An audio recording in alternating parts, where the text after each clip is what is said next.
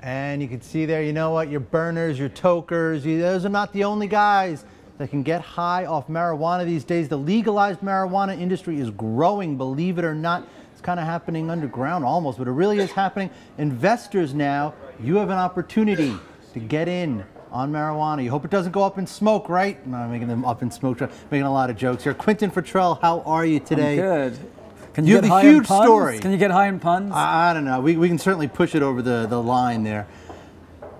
Tell me about the pot industry growing. We had a couple of interesting state initiatives this last week, right? We did, yeah. We had a couple of states, Washington and Colorado, that legalized pot for recreational use. And then we also had Massachusetts that legalized it for medicinal purposes.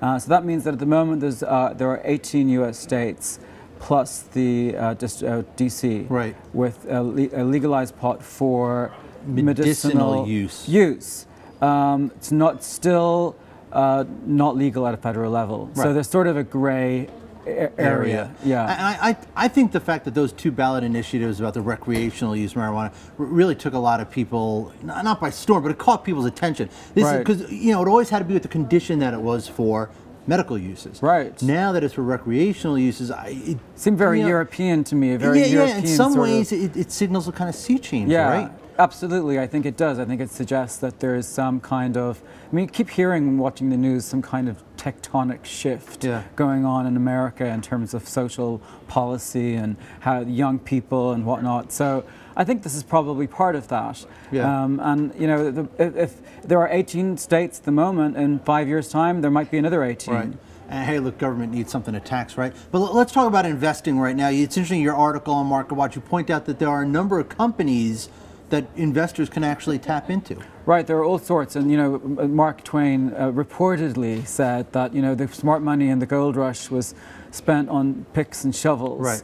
And this is sort of what the article focuses on, those ancillary businesses around in the ecosystem around medical marijuana or legalized state level legalized marijuana.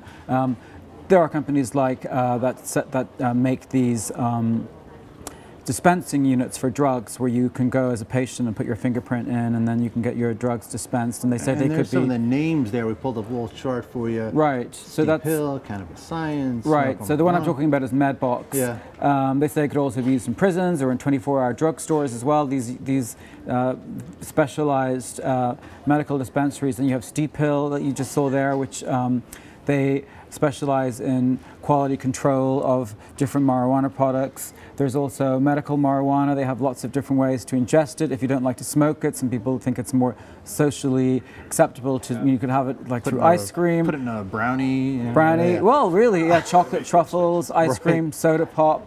So, I mean, there are a lot of different ways. Now, it's important to point out too that all these companies really, they're small companies. They trade on the bulletin boards. They're not NYSE companies, right? How do investors make sure that their investment doesn't go up in smoke? Well, that's the. Yeah, I made it. Well, how do you know that time? Right. How do you know in any of the stock that you invest in particular? This, I mean, they are like you know, over-the-counter stocks.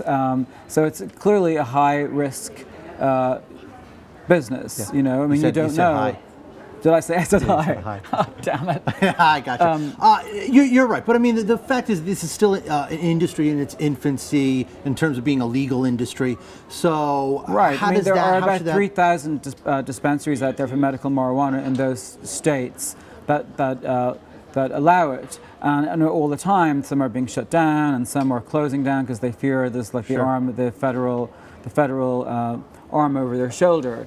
So, but why I picked these particular businesses is for that reason, because, like I said, that one drug dispensary could be used for other purposes. There are hydroponics companies for indoor cultivation of plants. So that's not just marijuana as well. It could be used for lots of different types of indoor agriculture. So some of these companies have dual purposes.